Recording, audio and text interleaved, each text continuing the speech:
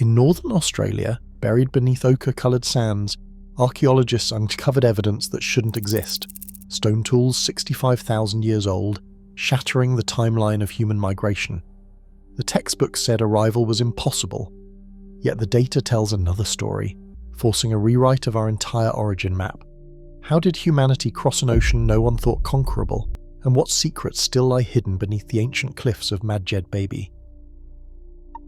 A sandstone cliff rises from the ochre plains of Arnhem Land, its base shadowed and cool even as the midday heat presses in. Here at the foot of Madjedbebe, the landscape feels ancient and untouched, yet every handful of earth tells a different story. Archaeologists move with quiet precision, their brushes tracing the fine layers of sediment that have settled over thousands of years. Each sweep reveals flecks of red and yellow pigment, the signature of iron-rich ochre that stains the soil in vivid streaks. The ground is dense with secrets, compact bands of silt, ash, and stone, each marking a chapter in the shelter's long memory. Dr. Chris Clarkson kneels at the trench edge, guiding the team as they work deeper into the deposit. The air is heavy with the scent of warm dust and the faint metallic tang of ancient minerals. Clarkson's focus is unwavering. He knows the sediment profile here is unlike any other, a thick, undisturbed sequence built up over tens of millennia, capped by the hard crust of the shelter's natural roof. Every centimetre downward brings the team closer to a world no living person has seen. Some layers are marbled with charcoal and crushed shell, others packed with tiny stone flakes shaped by careful hands long gone. The Mirarr people, whose stories run through this land, have visited this place for generations, yet even they wonder what lies beneath the visible surface. With each layer removed, the shelter's silence grows heavier, as if the cliff itself is holding its breath, waiting for the first artifact to break through, and for old secrets to see the light again. Textbooks for decades placed the first human footsteps in Australia somewhere between 47,000 and 50,000 years ago. That line, drawn from radiocarbon dates at sites like Lake Mungo and Devil's Lair, became a fixture in classrooms and museum displays. The logic was simple. Radiocarbon dating worked up to around 40,000 years, and the oldest known hearths and human remains fit neatly within that range. Anything older, the thinking went, was out of reach or too uncertain to trust. But as the Madjedbebe trench deepened, the team began to notice something that did not fit the textbook script. Layers well below the expected ceiling were packed with artifacts, stone tools refitted to flakes and lenses of charcoal that looked unmistakably like ancient campfires.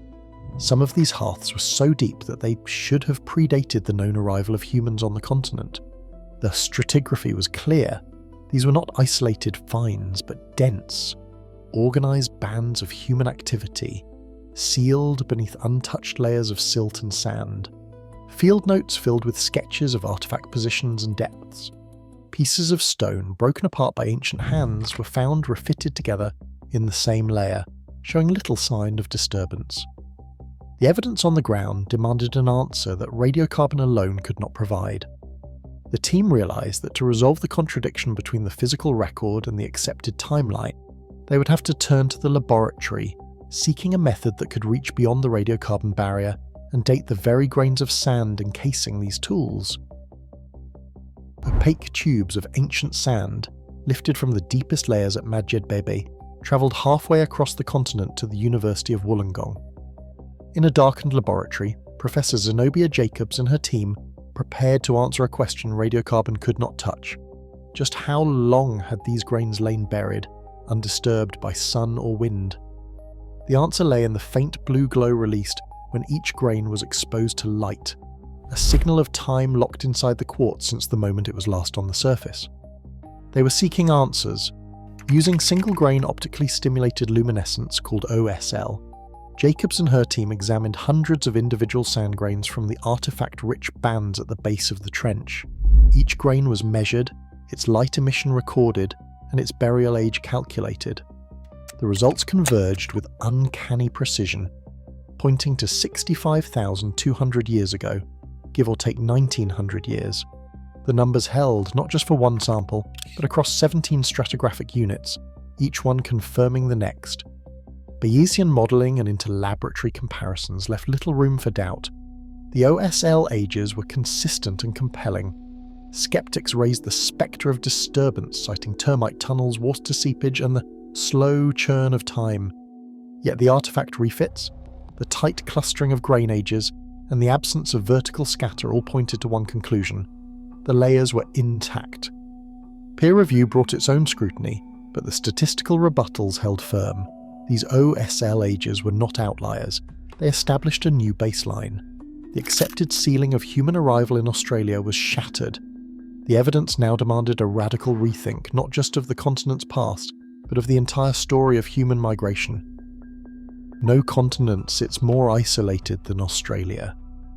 At no point in the last 100,000 years did a land bridge ever reach its shores.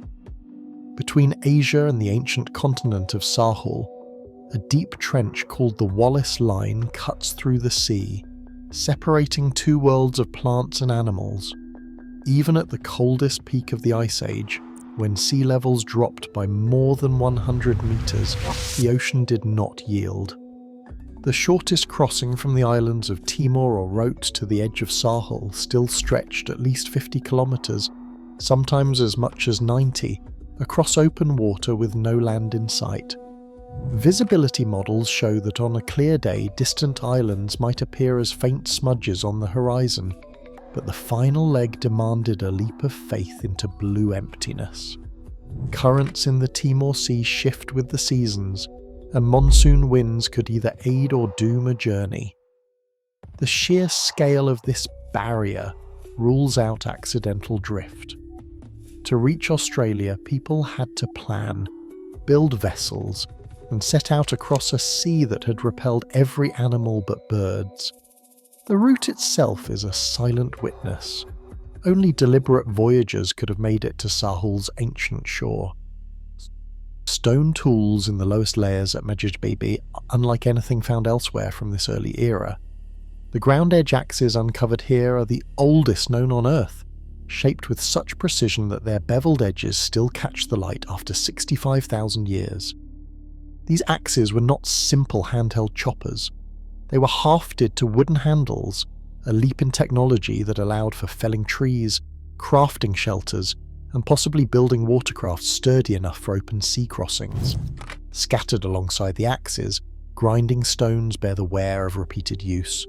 Microscopic traces of seeds and tubers cling to their surfaces, evidence of plant processing and a diet built on careful knowledge of the landscape.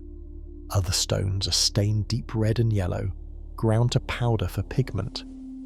Ochre and reflective mica, worked and stored in these ancient layers, show that the first Australians were artists as well as engineers, marking bodies, tools, and perhaps even the shelter walls with colour.